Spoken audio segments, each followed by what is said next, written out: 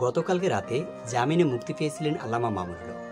তবে দুঃখের বিষয় হচ্ছে তিনি জামিনে মুক্তি পাওয়ার পরও কারাগার থেকে বের হতে পারেননি। কেন বের হতে পারেননি? আমাদের অতি আবেগে তার বিপদ ডেকে এনেছে। ফেসবুকে দেখলাম অনেকেই বলছে মাওলানা রফিকুল ইসলাম মাদানির কারণে নাকি সে বের হতে পারেননি। আসলে সত্যটা আমরা অনেকে জানি না।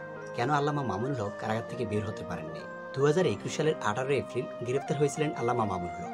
সে থেকে তিনি কারাগারে বের হবার আর সুযোগ হয়নি তার। তবে হঠাৎই গত 2-3 দিন যাবৎ বিভিন্ন গণমাধ্যম বলছে আল্লামা মামুনুল হক মুক্তি পেতে চলেছে। তবে তিনি কবে নাগাদ মুক্তি পাচ্ছেন সে বিষয়টি তারা জানায়নি। তবে হঠাৎই দেখতেছি গত 2 তারিখ বৃহস্পতিবার রাতে তিনি মুক্তি পেতে চলেছেন। আর এই বিষয়টা যখন সোশ্যাল মিডিয়া আসলো সেটি আল্লামা মামুনুল হকের জন্য কাল হয়ে দাঁড়ালো। রাত 8টার দিকে তিনি যখন মুক্তি পেতে যাচ্ছিলেন তখন তাকে রিসিভ করার জন্য বিভিন্ন মানুষ বাংলাদেশের যে যেখান থেকে ফিরেছে তাকে রিসিভ করার জন্য কারাগারের সামনে গিয়েছিল। আর এটে তার জন্য কাল হয়ে দাঁড়িয়েছে।